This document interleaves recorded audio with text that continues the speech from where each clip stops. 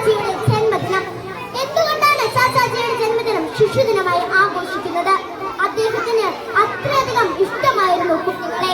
നീണ്ട നാളത്തെ ബ്രിട്ടീഷുകാർക്കെതിരെയുള്ള സമരത്തിനൊടുവിൽ ഇന്ത്യ സ്വതന്ത്രമായപ്പോൾ നമ്മെ തുറച്ചു നോക്കുന്ന ഒരുപാട് വെല്ലുവിളികളുണ്ടായിരുന്നു. രാജ്യം മതത്തിന്റെ പേരിൽ വെട്ടിമുറിക്കപ്പെട്ടപ്പോഴും വർഗീയ കലാപങ്ങളും വിഭജനത്തിന്റെ മുറിവുകളും ഇതുവരെ കണ്ടിട്ടില്ലാത്ത രീതിയിലെ പ്രതിസന്ധികളുമാണ് ഉണ്ടാക്കിയത്. പട്ടിണിയും ദാരിദ്ര്യവും നിരക്ഷരയും ഒക്കെ മറുവശത്ത്. അങ്ങനെ ഒരു രാജ്യത്തിന്റെ ഭരണം ഏറ്റെടുത്തപ്പോഴും നെഹ്റുവിനെ നമ്മൾ കുട്ടികളായിരുന്നു പ്രതീക്ഷ.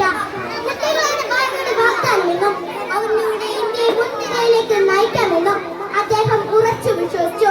അതുകൊണ്ട് തന്നെ കുട്ടികൾക്കൊപ്പം പരമാവധി സമയം ചെലവഴിക്കുവാനും അവർക്കുള്ള പ്രവർത്തനങ്ങളിൽ ഏർപ്പെടുവാനും അദ്ദേഹം പ്രത്യേകം ശ്രദ്ധിച്ചു.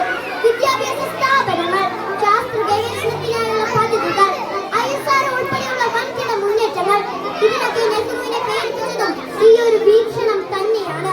ഒരച്ഛൻ മകൾക്ക് എഴുതിയ കത്തുകൾ ഉൾപ്പെടെ എത്രയെത്ര പുസ്തകങ്ങളാണ് അദ്ദേഹം കുട്ടികൾക്കായി എഴുതിയത്. അങ്ങനെ കുട്ടികളുടെ ഒരു വികസിത ഭാരതം സൃഷ്ടിക്കുകയായിരുന്നു ചാച്ചാജി. അതുകൊണ്ട് തന്നെയാണ് ചാച്ചാജിയുടെ ജന്മദിനം ശിശുദിനമായത്. നവംബർ 14 ശിശുദിനങ്ങളിലും ലോക ശിശുദിനം നവംബർ 20 കേരളത്തിലെ കുട്ടികളായി നാം ഏറെ സന്തോഷത്തോടെ ശിശുദിനം ആഘോഷിക്കുമ്പോഴും നമുക്ക് ചുറ്റുമുള്ള എല്ലാ കുട്ടികളുടെയും അവസ്ഥ ഇതല്ല എന്ന് നാം ഓർക്കണം. ഗാസയിലെ കുട്ടികൾ ഓരോ ദിവസവും എഴുന്നേൽക്കുന്നത് ഇന്നത്തെ ദിവസം ജീവനോടെ പൂർത്തിയാക്കണമെന്ന പ്രാർത്ഥനയോട് തന്നെയാണ്. ഈ കൊല്ലം തന്നെ ബോംബാക്രമണത്തിൽ കൊല്ലപ്പെട്ട പാലസ്തീൻ കുട്ടികളുടെ എണ്ണം ലക്ഷങ്ങൾ കടന്നിരിക്കുന്നു. സിറിയയിൽ, ഉക്രൈൻ, ആഫ്രിക്കൻ രാജ്യങ്ങളിൽ പട്ടിണിയും ദാരിദ്ര്യവും അനുഭവിക്കുന്ന കുട്ടികൾ, പ്രകൃതി ദുരന്തങ്ങളാൽ മാനസികവും ശാരീരികവുമായ മുറിവേറ്റവർ നമുക്ക് ചുറ്റുമുണ്ട്. അതിനൊക്കെ പുറമെ ബാലവേലയും ലഹരിയും സൈബർ ആക്രമണവും ഒക്കെയായി ഒരുപാട് പ്രതിസന്ധികൾ കുട്ടികൾ നേരിടേണ്ടി വന്നു.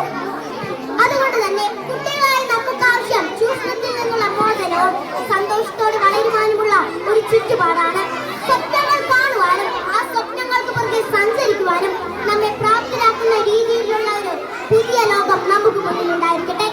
ഇന്നത്തെ കുട്ടികളാണ് നാളത്തെ ഇന്ത്യ എന്ന് പറഞ്ഞ് നമുക്ക് സ്വന്തം ചാച്ചാജി ഓർമ്മിച്ചുകൊണ്ട് ഞാൻ ഇന്നിവിടെ നിർത്തുന്നു.